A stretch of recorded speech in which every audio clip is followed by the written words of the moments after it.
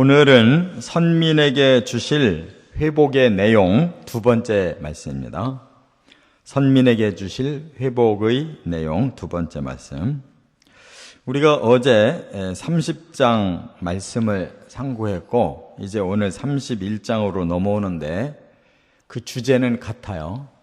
회복, 선민의 회복을 말씀하는데 이제 그 앞에서 말씀한 회복도 이제 크게는 같이 이어지는데 이 두 장에서 그 회복의 내용이 좀 더 구체적으로 말씀을 주심으로 그 회복을 더 실감을 할 수 있도록 하셨어요. 그 앞에 30장에서는 평안이 회복될 거다. 그리고 이제 상처가 회복될 거다. 그리고 너희 선민 공동체가 회복될 거다. 그렇게 말씀을 드렸어요. 선민이라고 하는 것은 크게 둘로 나누어져요. 북이스라엘과 남유다.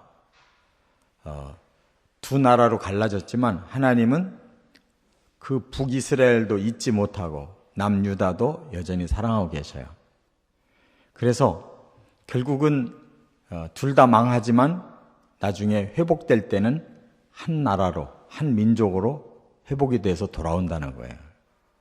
그것을 오늘 좀 더 자세하게 바로 북이스라엘에게 초점을 맞춰서 너희들이 어떻게 돌아올 것인가, 그걸 아주 실감나게 말씀하셨어요.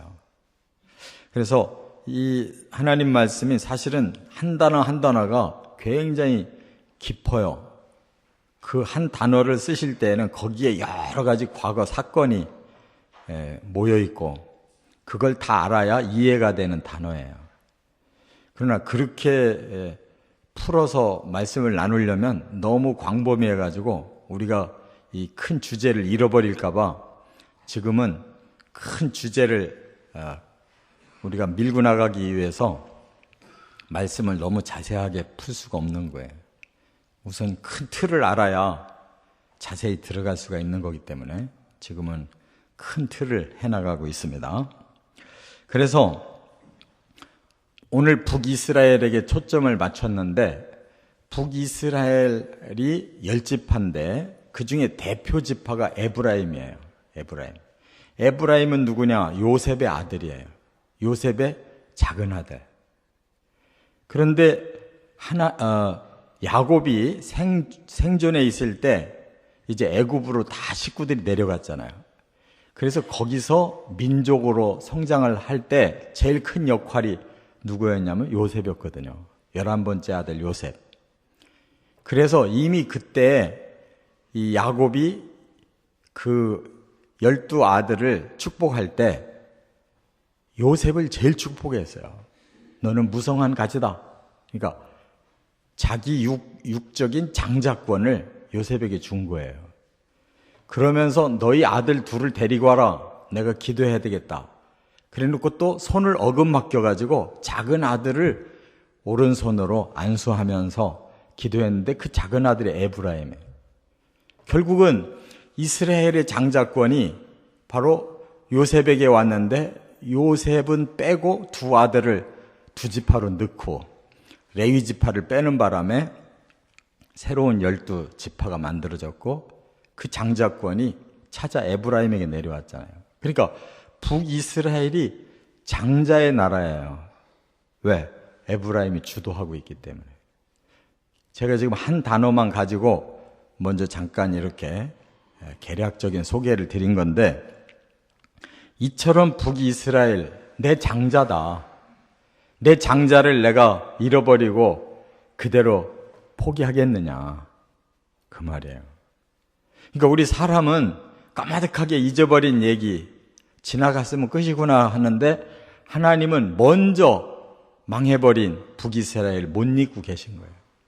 지금 유다가 망할 참인데 미리 예언하기를 유다가 망하고 돌아오는 것뿐만 아니라 더 먼저 망했던 북이스라엘, 그 중에 그 장자권을 가진 에브라임 내가 기억하고 반드시 구원시킨다는 거예요. 돌아오게 한다는 거예요. 그러니까 우리는 하나님의 사랑이 얼마나 깊은가를 알 수가 있어요. 한 번 한 번 하나님 앞에 나와서 믿은 자를 버리지 않으신다는 거예요.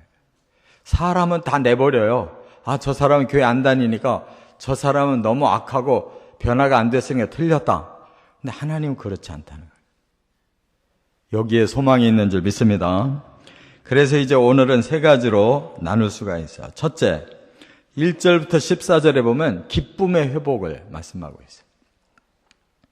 평안도, 상처가 낫는 것도, 선민 공동체가 세워지는 것도, 그 다음에 그들의 마음이 기쁨으로 회복되는 것도 다 하나님이 새롭게 주시겠다는 거예요. 그래서 하나님이 예를 들어요. 옛날 출애굽 때를 생각해봐라 그랬어요. 그 출애굽 때는 12지파 다잖아요. 그들이 애굽의 그 노예 생활에서 벗어나서 자유로운 광야로 나왔을 때 그 기쁨을 생각해봐라 하면서 내가 그 기쁨을 다시 줄 거다. 처녀 이스라엘을 다시 세울 거다 그랬어요. 처녀라는 단어도 이게 기가 막힌 사랑의 표현이에요. 너희들은 나에게는 항상 새 처녀다. 다시 또 온전한 처녀로 다시 세울 거다. 그거예요. 하나님의 애인이라는 거예요. 그래서 사마리아 산에 다시 포도나무를 심고 열매를 거둘 것이며, 여기가 북이스라엘 지역을 말하는 거예요. 에브라임에게 다시 파수꾼을 세울 것이며, 장자에게 다시 능력을 줘서 너희 나라, 너희 민족을 지킬 만한 그런 파수꾼의 힘을 주겠다는 거예요. 또 여러 민족 앞에서 기뻐 외치는 날이 올 것이다. 다시 말하면 당당하게 여러 민족 앞에서 돌아오는 그런 모습이 보여지는 날이 올 거다.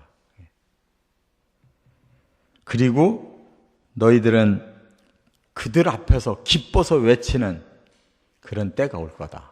그러니까 이스라엘이라는 하나님의 선민이 언제까지나 망하고 또 남의 민족 안에서 그렇게 멸시당하고 살지 않는다. 근데 이 말씀이 지금 성취됐잖아요. 지금 이스라엘 나라가 아직은 약한 것 같아도 실제로 얼마나 지금 강한 나라가 됐는지 몰라요. 미국을 흔들고 있고, 러시아를 흔들고 있고, 독일을 흔들고 있고, 그들이 지금 전부 퍼져 있어요. 지금 이스라엘 본토에 있는 그 숫자 이상으로 해외에 퍼져 있고, 지금도 노벨상 받는 사람들 보세요. 다 뿌리들이 다른 나라의 노벨상을 받은 사람들 속에 유태계가 여러 사람 많이 있잖아요. 각양으로. 그러니까 하나님 말씀이 사실로 이미 다 드러나 버렸어요. 세계 민족에, 심지어 중국에도 제가 언젠가 소개를 드렸는데, 이 중국의 중남쪽에 그 큰 시가 있는데 거기에 1000만 명이 살았다는 거예요. 중국 사람이. 그동안 동화가 되고 많이 줄었는데 지금도 한 성에 많은 인구가 살고 있는 거예요. 그 사람들 중에 자기는 이스라엘 민족이다, 하나님 경외하는 사람이다 그래가지고 지금도 그 믿음의 뿌리를 안 버리고 이스라엘로 귀화한 중국인들이 있어요. 자기는 유태인이라고. 그러니까 어떻게 지금 심어져 있는지 몰라요. 아직도 더 하나님의 그 백성들이, 남은 자들이 하나님 앞에 돌아오게 될지 몰라요. 지금 진행 중이라. 그래서 너희들이 이스라엘의 남은 자를 구원해 주소서라고 말할 때 내가 너의 그 말을 귀를 기울이고 다 여기 보니까 북쪽 땅에서, 땅 끝에서, 먼 섬에서, 강한 자의 손에서 너희를 속량하여 내가 불러드릴 것이다. 이렇게 말씀했어요. 너희들은 시온에 올라와서 찬송할 거고 복을 얻고 크게 기뻐할 거다. 이 말은 뭐예요? 그 예전에는 남북이 갈라져 있었잖아요. 그런데 이제는 둘 다 망하고 오랜 역사 속에 시련을 받고 나니까 두 민족이 어디 있어요? 다시 한 민족이 돼가지고 사방에 있는 걸 다 끌어들이니까 12지파가 다 시온 하나님의 성으로 돌아와서 그들이 함께 하나님 앞에 영광 돌리고 함께 기뻐한다는 거예요. 우리 민족도 어떻게 하나님 섭리하실런지 몰라요. 결국 이 민족이 둘로 갈라질 수 없는 겁니다. 5,000년 동안 한민족으로 끌어오신 하나님이 지금 7, 80년 떨어져 있다고 영원히 두 민족 될 것 같아요? 어림없는 말씀이에요. 그런 현실주의자들의 생각은 멀리를 못 보는 거예요. 아, 우리 남한 사람 지금 살기 좋은데 북한 사람들 그냥 버리자. 우리끼리 잘 살자. 천만의 말씀. 그런 생각 가지면은 복을 못 받는 하나님의 뜻을 봐야 될 줄 믿습니다. 이렇게 하나님께서 그들을 다시 크게 기뻐하는 공동체로 결국 회복시킬 거다. 그들의 심령은 물된 동산같이 그렇게 풍성해서 다시는 근심이 없을 거다. 처녀고 청년이고 노인이고 모두가 함께 즐거워하며 살게 할 거다. 이렇게 말씀했어요. 두 번째, 15절부터 20절까지는 긍휼의 회복을 말씀했어요. 라마에서 통곡하는 소리, 라헬의 애곡 소리, 자식을 잃었기 때문에 우는 그 울음과 눈물을 이제 하나님 그치게 할 거다. 그랬는데 이것도 뜻이 있는 단어예요. 라마에서 통곡하는 라헬의 애곡이라는 말이 뭐예요? 그는 창세기 35장으로 넘어가서 라헬이 야곱의 아내잖아요. 사랑받던 아내. 그러나 언니한테 먼저 뺏기잖아요. 그리고 막 질투를 해가면서 서로 자식을 낳는데 라헬은 자식을 못 낳았어요. 그러다가 뒤늦게 두 아들을 낳아서 그 중에 하나가 요셉이라 이 말이에요. 요셉의 친엄마가 라헬이에요. 그런데 마지막 둘째 베냐민을 낳다가 죽잖아요. 산고를 겪다가 아기는 나놓고 죽어요. 그러니까 이 라헬이라는 여자에게서 가장 강한 이미지가 뭐냐? 자식이 한인 거예요. 자식이 한이에요. 그런 자손들이 누구냐? 바로 이스라엘이다 그 말이에요. 그러니까 그 자손들이 이렇게 다 민족이 뿔뿔이 흩어지고 완전히 산산조각이 났을 때 그 어미의 심령이 얼마나 슬프고 애곡하겠느냐. 그러한 자들이지만 하나님이 이제는 눈물을 그치게 해주겠다. 그 어미의 눈물을 그치게 하겠다. 그 말은 그 후손 이스라엘을 내가 되살리겠다. 그 뜻이에요. 그래서 대적의 땅에서 돌아오게 하리라. 원수들의 땅에서 다 돌아올 거다. 그리고 장래에 소망이 있게 할 거다. 하나님이 보실 때 그들은 스스로 탄식하고 있다. 회개하고 있다. 징벌받음을 깨닫고 뉘우치고 있고 스스로의 한 짓을 부끄러워하고 있다. 그러니 나도 너희를 내 기뻐하는 아들이라고 인정하고 내가 생각할수록 내 창자가 들끓어서 너희를 사랑하지 않을 수가 없다. 내가 너희에게 다시 긍휼을 베풀리라. 이렇게 말씀했다는 거예요. 하나님은 다 잊어버리고 영원히 까마득하게 모를 수밖에 없는 그 슬픔의 자손들을 하나님은 기억하신다. 그들의 탄식 소리를 들으시니까 다시 마음이 사랑으로 끌어올라서 그들을 긍휼히 여기지 않을 수 없다. 그랬어요. 그러니까 이스라엘은 그 회개를 통해서 하나님의 긍휼이 그들을 다시 불러들이는 이런 날이 온다는 거예요. 하나님의 사랑을 다시 한번 깨달으시 바랍니다. 끝으로 세 번째가 21절부터 26절 새 일의 회복이에요. 새 일. 다시 하나님이 일을 하겠다는 거예요. 선민을 위해서 다시 하나님이 일하겠대요. 새 일이라고 그랬어요. 그러면서 처녀 이스라엘아 이종표를 세우고 편말을 세우고 너희들이 옛날에 갔던 그 길 기억하고 돌아와라. 너희들이 올 곳은 바로 이곳이다. 하나님이 너희에게 주신 이 땅으로 다시 돌아와라 하면서 여호와가 새 일을 세상에 창조할 거다. 새로운 역사를 하나님 만들어 놓겠다는 거예요. 그러면서 이렇게 선포하셨어요. 여자가 남자를 둘러싸리라 그랬어요. 여자가 남자를 둘러싸리라. 이거는 완전히 상식을 뒤엎는 역사죠. 남자의 역사지 여자의 역사가 어디 있어요, 이 세상에. 그런데 반대로 여자가 남자를 둘러싸리라, 이 시대가 온다고 그러는 거예요. 이거 굉장히 영적인 표현인데, 바로 하나님은 지금 앞에서 뭐라고 불렀어요? 처녀 이스라엘아 불렀잖아요. 그 이스라엘이 이 역사를 이끌어 간다고 하는 남자들의 이 나라들, 남자들의 세계를 둘러쌀 거다. 하나님 이스라엘을 이렇게 회복시키신대요. 그리고 또 하나의 해석은 여자의 아들이 누구예요?